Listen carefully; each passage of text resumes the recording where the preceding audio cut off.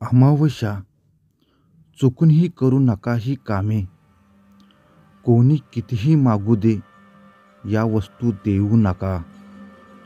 कोणी कितीही आग्रह केला तरी या वस्तू खाऊ नका. नाहीतर होईल नुकसानच नुकसान. यासाठी काय करावे? अमावस्या पौर्णिमा हे संकेत सांगतात. घरामध्ये करणी बाधा आहे का? पण व्हिडिओ पाहण्या अगोदर सर्वात महत्त्वाची सूचना. सदरच्या व्हिडिओमार्फत कोणत्याही प्रकारची अंधश्रद्धा पसरवण्याचा मुळीच उद्देश नाही.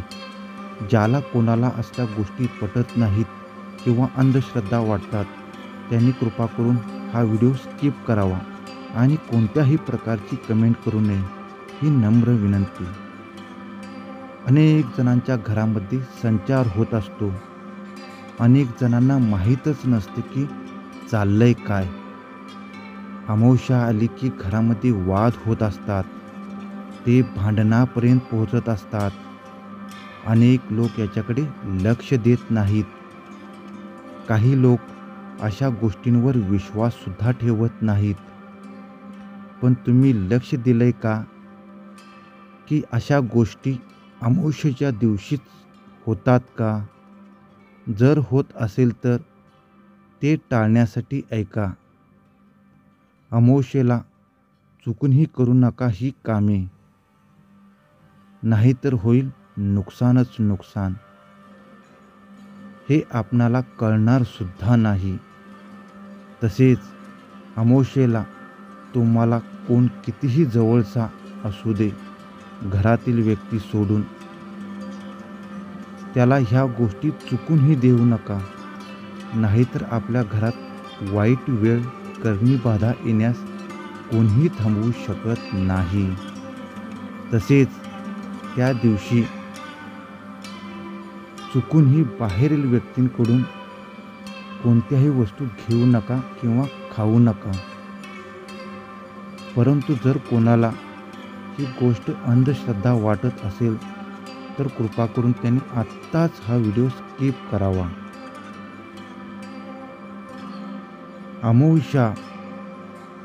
अमावस्येचा दिवस हा करणी विद्या, काळी जादू यासाठी प्रभावी दिवस असतो.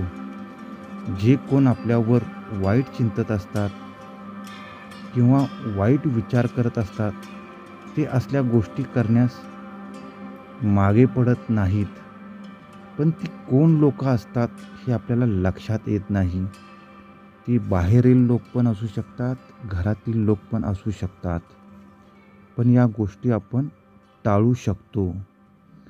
तर अमावस्येच्या दिवशी सर्वप्रथम आपण सकाळी शक्यतो लवकर उठून अंघोळ करावी.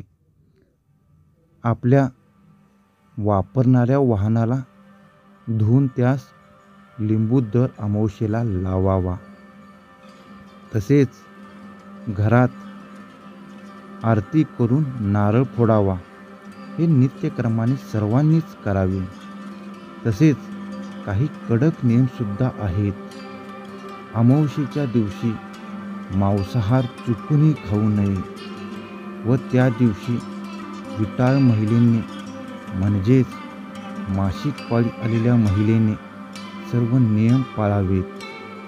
अमावस्येच्या दिवशी चुकूनही स्त्री आणि पुरुषांनी शारीरिक संबंध ठेवू नयेत. अमावस्येच्या दिवशी स्मशानभूमीजवळ अजिबात जाऊ नये किंवा परिसरामध्ये सुद्धा चुकूनही फिरकू नये. अमावस्येच्या दिवशी वाईट शक्ती प्रबळ झालेल्या असतात. पण अजूनही सांगतो, जर कोणाला याच्यावर विश्वास बसत नसेल तर त्यांनी हा व्हिडिओ स्किप करावा. मला कोणालाही कोणत्याही प्रकारच्या भावना दुखवायच्या नाहीत. सगळ्या व्यक्तींनाच याचा त्रास होतो असे नाही. पण काही कमजोर व्यक्ती असतात, महिला असतात, यांना सर्रास याचा त्रास होतो. अमावस्येच्या दिवशी मांसाहार चुकूनही खाऊ नका. अमावस्येच्या दिवशी शक्यतो दुपारी झोपणे टाळावे.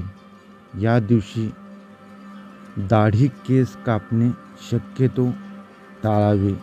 अमावस्येच्या दिवशी शक्यतो वादविवाद चुकूनही होऊ देऊ नका. असे जर होणार असेल तर ते चुकूनही होऊ नये यासाठी प्रयत्न करावेत. कारण अमावस्येच्या दिवशी वादविवाद साध्या साध्या गोष्टीवर होणारच.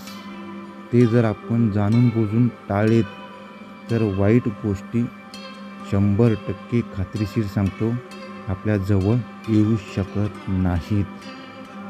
अमावस्येच्या दिवशी सर्वात महत्त्वाचे, अमावस्येच्या दिवशी तुमच्याकडे घरातील व्यक्ती सोडून जर कोणी अनोळखा व्यक्ती चुकूनही काही मागत असेल तर ते देणे टाळावे. नाहीतर काळी जादू, काळी विद्या आपल्यावर झालीही समजावीच. अमावस्येच्या दिवशी कोणी व्यक्ती जर सुट्टे पैसे मागत असेल तर ते मुळीच देऊ नका. घरात कधीही काहीही न मागायला येणारा व्यक्ती जर त्या दिवशी काही मागायला येत असेल तर ते देणे टाळावे. घरातील मीठ, काळी उडीद चुकूनही द्यायची नाही. अमावस्येच्या दिवशी दुसऱ्याच्या घरी जेवायला जाणे शक्यतो टाळावे. अमावस्येच्या दिवशी घरातील कोणतीही वस्तू कोणाला मागितली तरी ती देऊ नये. कारण आपल्या वस्तूचा वापर करून आपल्यावर करणी बाधा करू शकतात.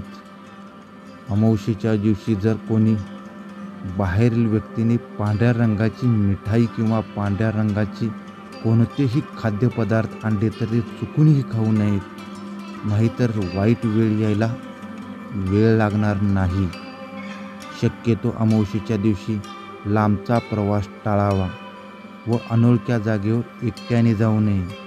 घरातील तुळशीचे पाणी अजिबात तोडू नयेत. या दिवशी मोठी देवाणघेवाण करणे टाळावे. तर अमावस्येच्या या दिवशी काय करावे? घरातील केर कचरा, उपयोगी नसलेले साहित्य फेकून द्या. पिंपळाची पूजा करावी, पण पिंपळाच्या झाडाला स्पर्श करू नका आणि पूजा केल्यानंतर मागे वळून पाहू नका. अमावस्येला हनुमान चालीसाचे पठण करावे. श्री गुरुदेव दत्तांचे नामस्मरण करावे.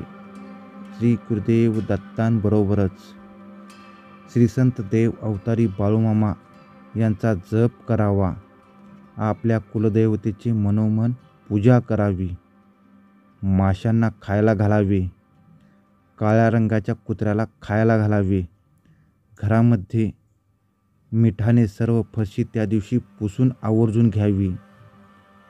जर वाटत असेल तर आपल्या घरात जास्त त्रास होत आहे, करणी बाधा केलेली आहे, तर त्या दिवशी संध्याकाळी एक लिंबू घेऊन त्याचे 4 तुकडे करून त्याच्यावर गुलाल भंडारा भरावा आणि तो आपल्यावरून स्वतःवरून 7 वेळा उतरवून कोणीही न बोलता, कोणाशीही न बोलता तो जिथे 4 रस्ते आहेत त्या ठिकाणी तो 4ही बाजूला 4 तुकडे टाकून मागे वळून न पाहता, कोणाशीही न बोलता घरी यावे. स्वच्छ हातपाय धुवावे. त्याच्यानंतरच तुम्ही कोणाशीही बोलू शकता. असे हे आहेत अमावस्येच्या दिवशी करावे लागणारे उपाय आणि काही नियम व अटी. ह्या तुम्ही आवर्जून करा. आपल्या घरावर वाईट शक्ती, करणी बाधा फिरकणार सुद्धा नाही.